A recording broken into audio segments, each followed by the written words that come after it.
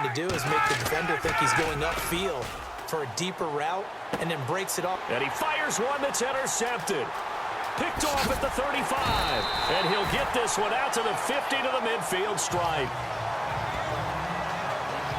And Brandon, the passing game for both of these teams is going to be affected as the game goes along.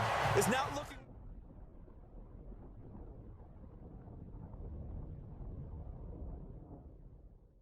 In the history of the NFL, all right, did we ever think that Drew Brees could lead a team that scores and leaves just 29 seconds on the clock, and he left too much time for Case Keenum? For Case Keenum. Think about that, yeah, all right?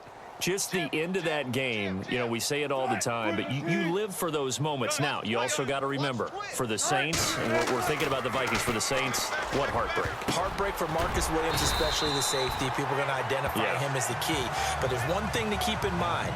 Kyle Rudolph, the tight end for the Vikings, ran about a 7-yard route, and someone from the Saints defense jumped him and actually weakened the back end of that defense and left it in a 2-on-2 situation, and the Vikings took advantage of it. One we'll be talking about for years.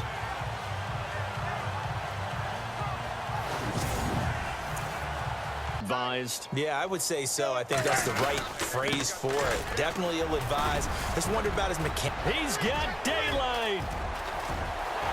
And all the way home for a Bills touchdown. A great play there. 41 yards. And the Bills head on. He keeps carrying the ball into the end zone, and in this one, he's sort of carrying the team on his back. He's the reason that they lead right now. No question about it. And you talk about on his back, he's not minding the extra weight at all, is he? Carrying. They go play action with Wilson.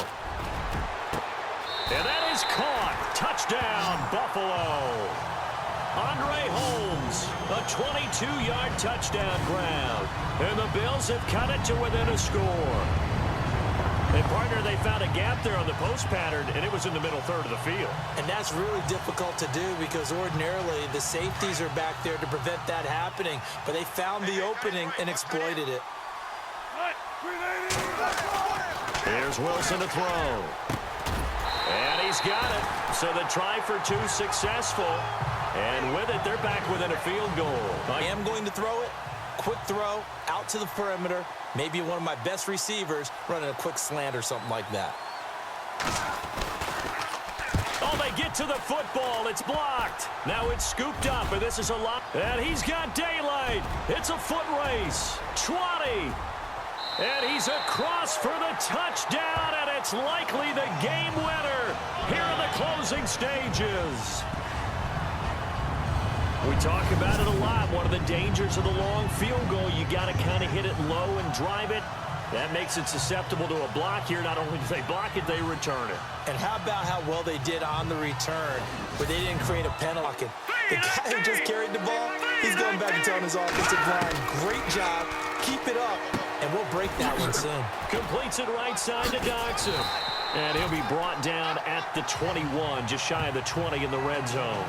2 yards is all they'll get on the completion. It's fourth down. One hallmark of good defenses is understanding the game, understanding positioning, and tackling immediately in the secondary after catches. I think we just saw that on display right there. Got to him before he ever had a chance to think about turning it upfield. So this offensive unit, they've now had 3 drives, and they only have 3 points to show for it. Payoff is the key for everything. How many offenses we talk to that say we have to finish drives? Thus far, this team hasn't finished it quite the way they wanted to.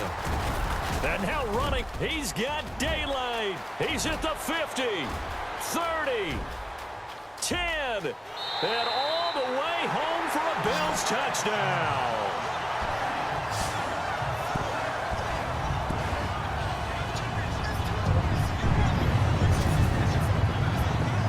That was a special return, and it happened because he's a special returner. He has to have that approval from his special teams coach's head coach to bring it out of the end zone. But let's be honest, a lot of times when they bring it out of the end zone like he did there, they don't have approval. I mean, I think a lot of times they do, but correct me if I'm wrong. Sometimes it's just a guy getting a feel, right? You're exactly right. What's the old adage? Sometimes you just have to know when to break the rules. And if you do, you're taking on some responsibility. But he was happy to do so there.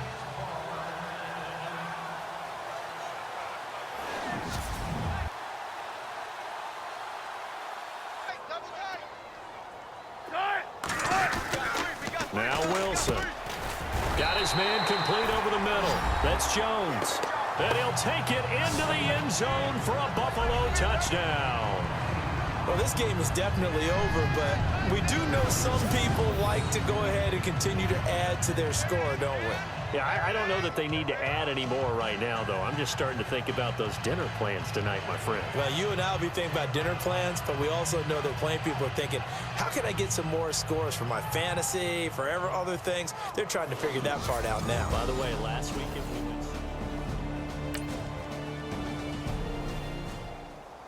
Well, Charles, the forecast called for rain throughout the entire game, and we got rain throughout the entire game, but these two teams, they had fun getting dirty out there. They love the slop. Did you trust the forecast ahead of time? Are you one of those guys that's skeptical about it, or did you trust it? But when I saw just a big blob of green on the radar, I said, okay, let's trust. Yeah, and that's why I'm glad you took my advice. Got your notes laminated, because, you know, open-air booth, that rain can affect us as well, although not as much as the guys on the field.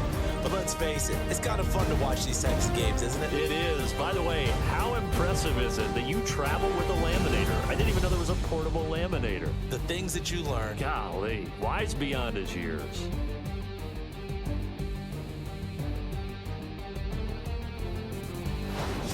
So that'll just about do it for Charles Davis. I'm Brandon Gaudin. You've been watching the NFL on EA Sports. For more, log on to easports.com.